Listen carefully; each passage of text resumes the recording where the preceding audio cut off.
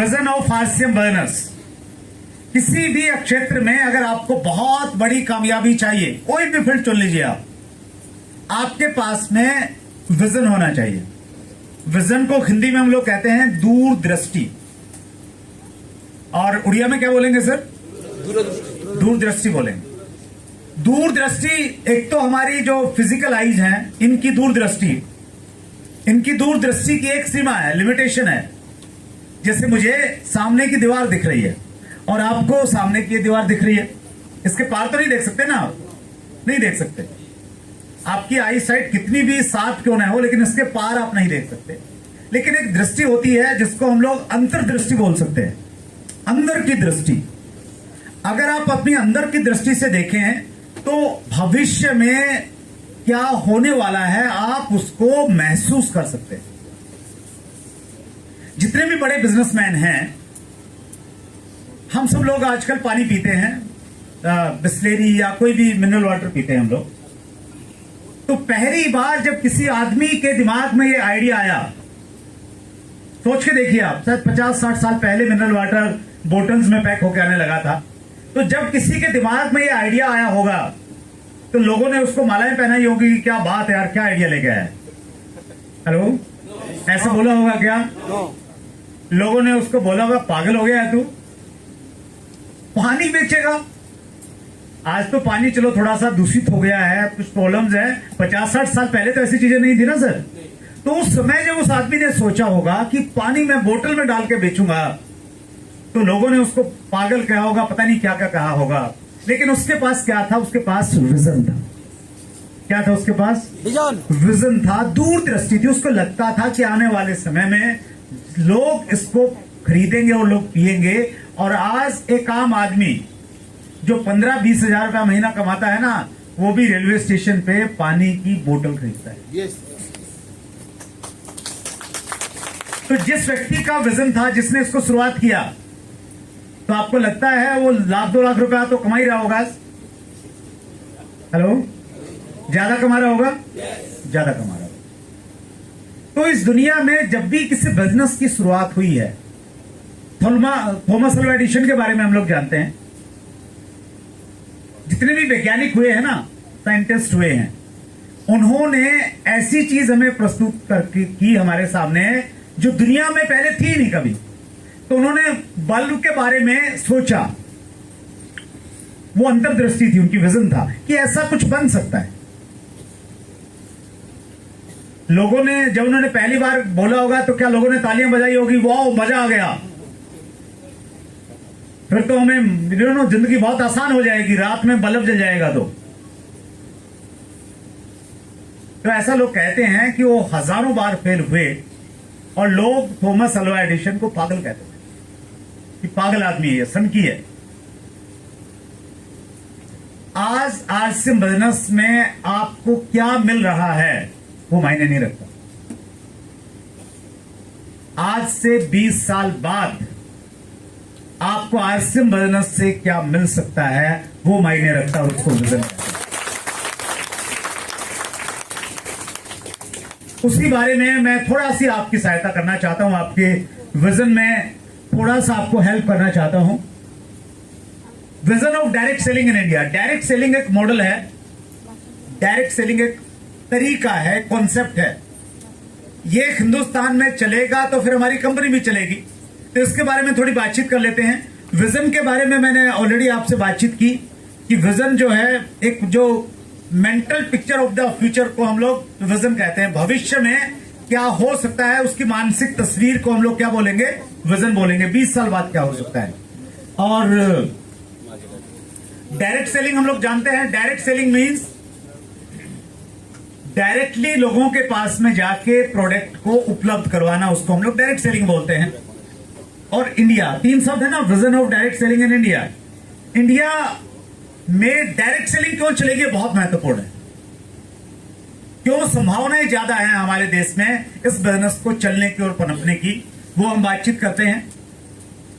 देखिए, यहां पे आपको उस दृष्टि से सोचना पड़ेगा, जैसे जिस व्यक्ति ने मिनरल वाटर निकाला, पहली बार यह आइडिया उसके दिमाग में आया, या मोबाइल जब आया हमारे देश में,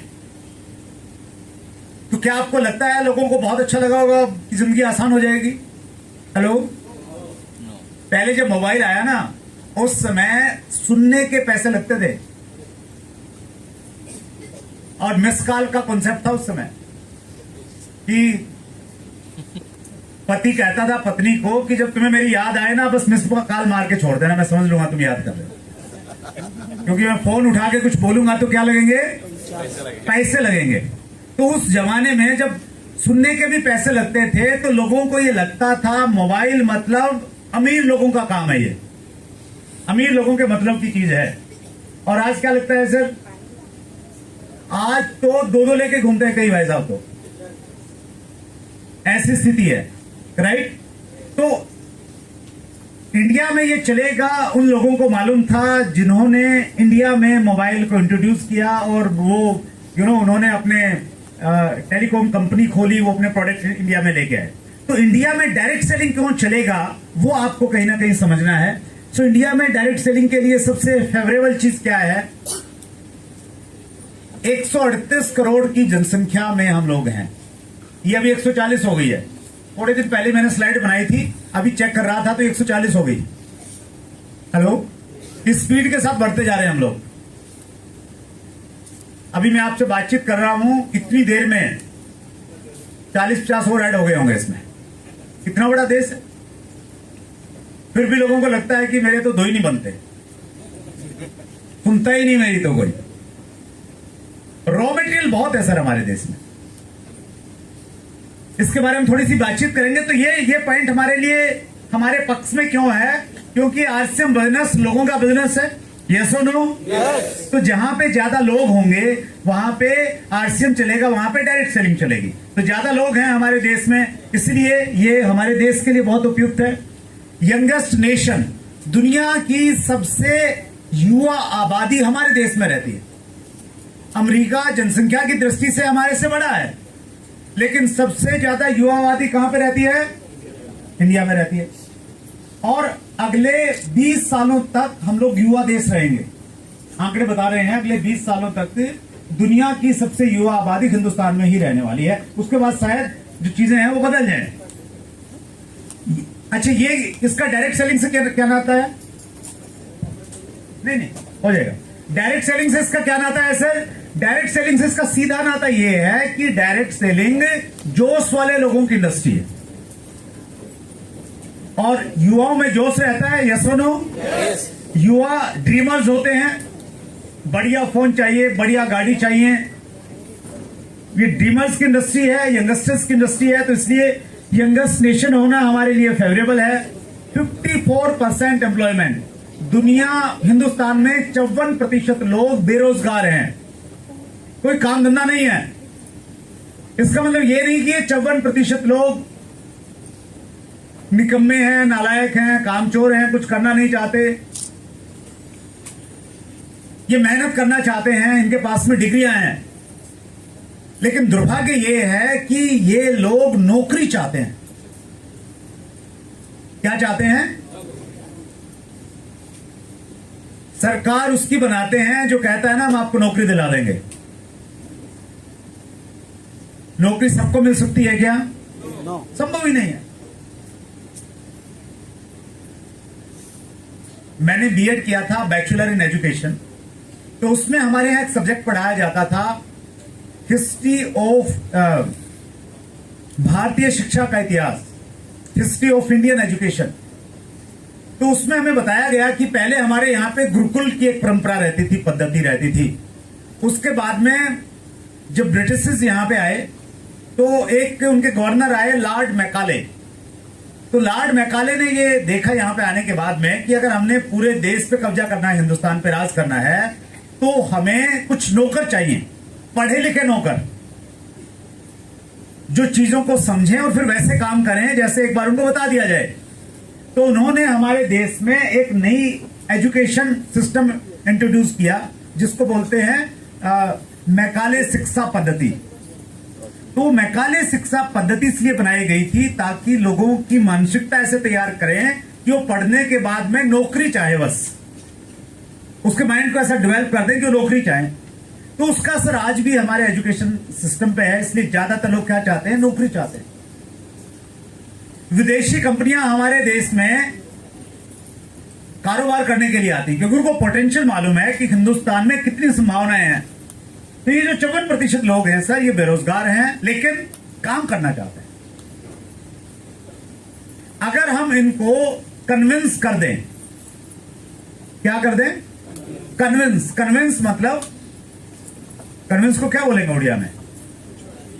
हाँ, राजी। यस, क्या क्या वर्ड बताया सर आपने। इनको हम राजी कर लें, इनको हम लोग समझा दें, इनके दिमाग में फिट बैठा दें कि आरसीएम नौकरी से बढ़िया काम है। बस फिट बैठाना है, एक बार लॉजिक देके, उत्साह के साथ में मीटिंग में बैठा के, अपलाइन से बात करवा के, वीडियो दिखा के, जैसे भी एक बार अगर फिट करवा दिया तो ये 54% लोग भूखे भेड़ियों की तरह बैठे हैं। ये इतना काम करेंगे आपके साथ में मिलके, फिर रॉयल्टी टेक्निकल की लाइन लग जाएगी। प्रॉब्लम कहां पे है? प्रॉब्लम यहां पे है कि हम लोग खुद कन्विंस नहीं है। हेलो, हमारे डगमग होता रहता है मामला। कई बार लगता हो जाएगा, कई बार लगता नहीं होगा। कई बार कोई दूसरी कंपनी का प्लान आ जाता है तो हमें लगता है कि यार ये थोड़ा सही है। तो अगर हम कन्विंस नहीं होंगे तो दूसरे वाले को कर सकते हैं क्या सर? कन्विंस नहीं कर सकते। हमें पहले खुद मानना पड़ेगा कि यस, दुनिया का सबसे बेहतरीन काम डायरेक्ट सेलिंग और दुनिया की सबसे बेहतरीन कंपनी आरसीएम बिजनेस में हम लोग जुड़े हैं।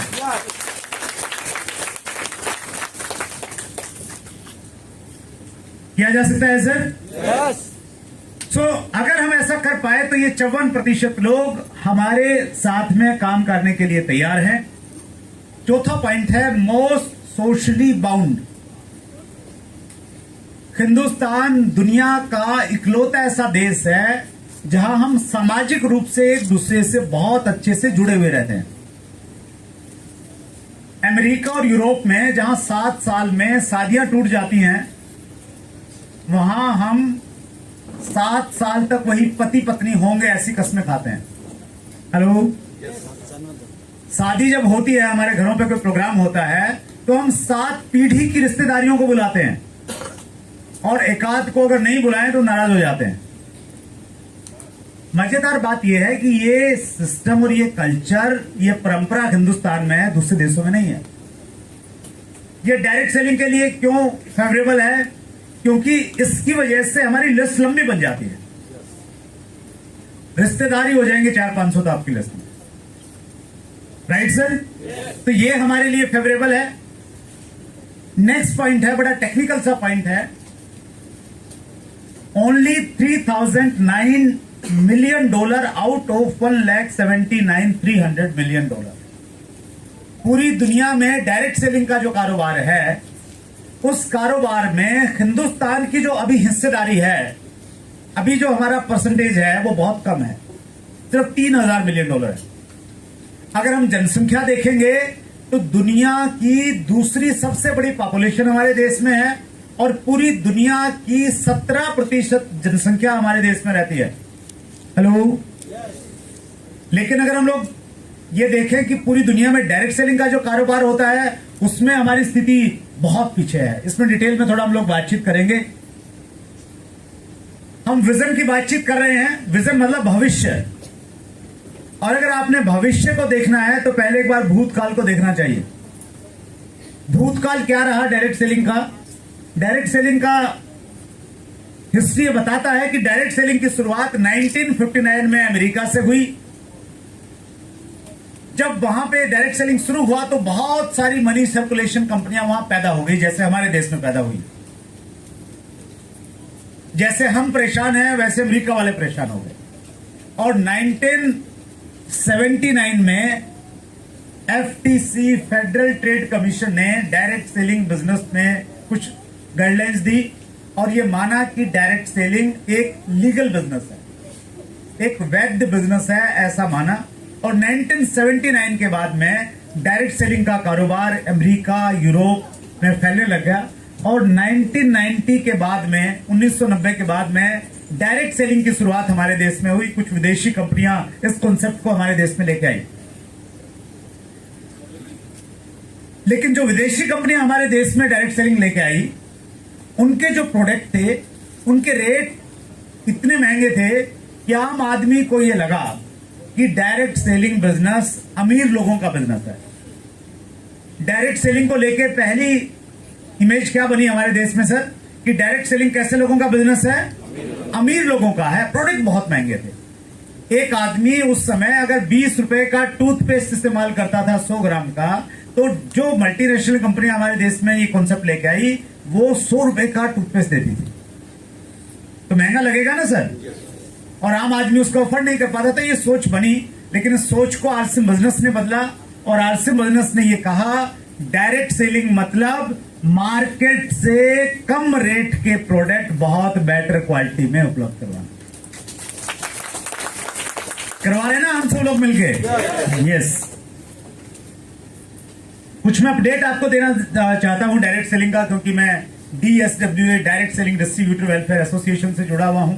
DSWA का फाउंडर प्रेसिडेंट जब मैं रहा तो हमने पूरे देश में कार्यक्रम करे, और हमारी एक डिमांड रहती थी कि डायरेक्ट सेलिंग के ऊपर में कानून बनना चाहिए, डायरेक्ट सेलिंग के ऊपर में गाइडलाइन आनी चाहिए। और बहुत प्रयासों के बाद में हमारी बात को सरकार ने माना, और डायरेक्ट सेलिंग के ऊपर में गाइडलाइंस आई। अभी रूल्स आ गए हैं 28 दिसंबर 2021 को। चीजें हमारे फेवर में होती जा रही हैं। KPMG और फिक्की की अगर आप रिपोर्ट देखेंगे, वो रिपोर्ट ये कहती है, बहुत डीप स्टडी उन्होंने की इंडियन डायरेक्ट सेलिंग पे, और उन्होंने कहा कि हिंदुस्तान में डायरेक्ट सेलिंग का बहुत ज्यादा स्कोप है। हेलो, इसको हिंदुस्तान की तेजी से बढ़ती हुई इंडस्ट्री माना KPMG मतलब दुनिया की बहुत बड़ी एक फर्म है, और फिक्की हमारे देश की एक बहुत बड़ी बिजनेस ऑर्गेनाइजेशन है, एसोसिएशन है। तो ये भी कह रहे हैं कि डायरेक्ट सेलिंग बहुत अच्छा है, चलेगा हिंदुस्तान में। लेकिन इन सब के बावजूद भी कुछ लोग अभी भी इंतजार कर रहे हैं। या तो ये सोच रहे हैं कि किसी दिन प्रधानमंत्री नरेंद्र मोदी उनको फोन करेंगे और बोलेंगे कि भैया अगर अच्छे दिन चाहते हो तो आरसीएम को ज्वाइन कर लो, तब आएंगे। या कुछ लोग ये सोचते हैं कि किसी दिन सपने में भगवान जी आएंगे और पकड़ के हिलाएंगे और उठाएंगे, बोलेंगे कब तक सोता रहेगा, उठ जा, आरसीएम में काम कर ले। लेकिन अफसोस इस बात का है कि इन दोनों में से कुछ होने वाला नहीं है। वो आपको ही समझना पड़ेगा, और आज इस प्रोग्राम में बैठ के आप समझ सकते हैं कि जब सारी रिपोर्ट्स कह रही हैं तो मैं भी थोड़ा स्पीड के साथ में काम करने लग जाता हूं। कितने लोग तैयार हैं आज से थोड़ा कुछ बड़ा करने का डिसीजन लेने के लिए? बहुत बढ़िया, एक बार जोरदार तालियां बजा लीजिए सर अपने लिए। कुछ आंकड़ों की बात मैं आपके साथ में करना चाहता हूं, क्योंकि विजन की बातचीत कर रहे हैं। आपको ठोस इंफॉर्मेशन आपको देना चाहता हूं। WFDSA, world federation direct selling association, दुनिया की सबसे रेपुटेड ऑर्गेनाइजेशन है डायरेक्ट सेलिंग की। ये एसोसिएशन हर साल अपने आंकड़े निकालती है डायरेक्ट सेलिंग के जून महीने में। तो इसने जून 2021 में आंकड़े निकाले थे 2020 के। तो 2020 के जो आंकड़े निकाले, उन आंकड़ों की अगर हम बातचीत करें तो दुनिया में डायरेक्ट सेलिंग का जो कारोबार था वो था 1,79,300 बिलियन डॉलर का, और उसमें से हमारा जो हिस्सा था वो 3,000 मिलियन डॉलर का था। इसमें हमारा जो स्थान है 12वां स्थान रहा हमारा सर। कौन सा स्थान रहा? 12वां स्थान है पूरी दुनिया में। जनसंख्या की दृष्टि से हम लोग दूसरे नंबर पे हैं। पहले नंबर पे सूची में है अमेरिका। कितना कारोबार किया 2020 में? 40,000 मिलियन डॉलर, 40,100 मिलियन डॉलर किया। और हमने किया कितना किया? 3,019 मिलियन डॉलर। लेकिन इस स्लाइड में एक बहुत महत्वपूर्ण चीज है जो आपके विजन को बहुत बढ़ा सकती है। इसमें लास्ट में देखिए आप, राइट हैंड में लास्ट में गुब्बारे की तरफ देखिए आप, 3 ईयर CAGR दिया हुआ है। CAGR को हम बोलते हैं कंपाउंड एनुअल ग्रोथ रेट। पिछले 3 साल के टर्नओवर को अगर हम कंपाउंड करके देखें, उसका रेट निकालें, तो आप देखिएगा अमेरिका का जो रेट था वो था 4.7% अप, और 12वें नंबर पे आप आके इंडिया का देखेंगे तो इंडिया का था 17.6%। और इस पूरी सूची में सबसे ज्यादा CAGR किसी देश का था तो वो हमारे हिंदुस्तान का। इसमें 2 चीजें समझने की है। पहली चीज ये समझने की है, अब हमारी स्थिति बहुत अच्छी नहीं है टोटल टर्नओवर की बात करें, लेकिन CAGR की बात करें तो हमारी स्थिति सबसे बहुत अच्छी है और हम बहुत तेजी के साथ में आगे ग्रो करने वाले हैं। मैंने इसके ऊपर में थोड़ा सा काम किया और मैंने ये माना कि ये जो ग्रोथ रेट है, ये ग्रोथ रेट अगर ऐसा ही रहता है, ये CAGR ऐसा ही रहता है, मान लेते हैं थोड़े टाइम के लिए, अमेरिका भी ऐसे ही ग्रो करेगा, इंडिया भी ऐसे ही ग्रो करेगा इसी CAGR से। तो सबसे ऊपर देखिए 2020 में ईयर इंडिया का टर्नओवर लिखा है 3019 जो था, और अमेरिका का लिखा है 40,100 जो था। 2021 में हमने माना यूएस ने ग्रो किया 4.7% से, तो वो बढ़ के कितना हो गया 41,984, 41,984। इंडिया कितना हो गया 3,550, अमेरिका के मुकाबले बहुत कम। फिर 2022 में फिर होगा, फिर आते आते क्या होगा, जब हम 2043 में पहुंचेंगे 2043, USA turnover will be 1,15,323 billion dollar and India's turnover will be 1,25,669, यानी 2043 में दुनिया में सबसे ज्यादा कारोबार करने वाले हम लोग बन जाएंगे। अमेरिका आज हमारे से लगभग 15 गुना ज्यादा है। हेलो, 2043 में इस आंकड़े के अनुसार हम लोग दुनिया में सबसे ऊपर बन जाएंगे। अब आपको आंकड़े ये समझ में नहीं आएंगे, ये मिलियन क्या, ये डॉलर क्या, कुछ समझ में नहीं आता है। एक चीज समझ लीजिए, आप आपकी आसान भाषा में समझा देता हूं आपको। चैट विद सुरेंद्र वत्स कितने लोग देखते हैं? तो बाकी लोगों की तो कृपा वहीं पे अटकी हुई है। चैट विद सुरेंद्र वत्स नहीं देखते आप तो कैसे बात बनेगी सर, कैसे आपको इंडस्ट्री की जानकारी मिलेगी? तो चैट विद सुरेंद्र वत्स एक यूट्यूब चैनल है, कितने लोग देखते, कितने लोग हैं? तो कैसा लगता है आपको? कुछ फायदा हो रहा है? राइट। तो चैट विद सुरेंद्र वत्स एक यूट्यूब चैनल है, उसको देखिए आप। हर मंगलवार को रात 8 बजे हम एक नया एपिसोड लेके आते हैं, और अब तक कितने एपिसोड हो गए कोई बताएगा? वाह क्या बात, तालियां बजाइए मैडम के लिए, बहुत जोरदार। 168 हमारे एपिसोड अब तक हो चुके हैं। और राइट, तो एपिसोड नंबर 91 में हमने बुलाया था रीमा वृद्धि जी को। वो पूरा इंटरव्यू देखिएगा, आपको स्पेशली वुमेन्स के लिए बहुत इंस्पायरिंग है वो।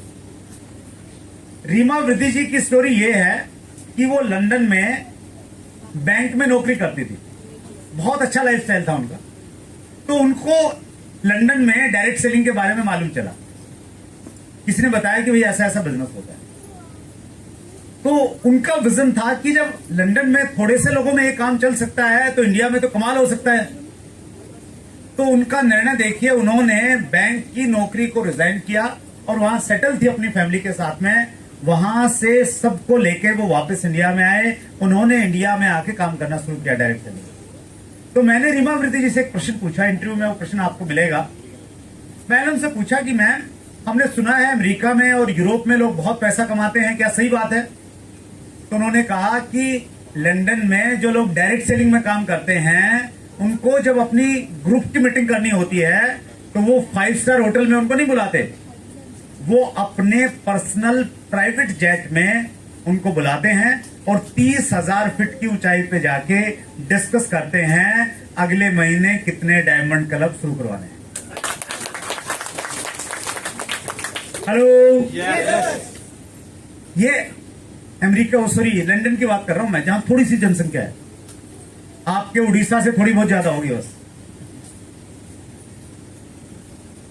तो जब हमारा टर्नओवर $1,15,000 मिलियन का हो जाएगा, उस समय आप सोच के देखिए कितने सारी गाड़ियां और कितने सारे प्लेन आरसीएम डिस्ट्रीब्यूटर्स के पास में आपको देखने को मिलेंगे।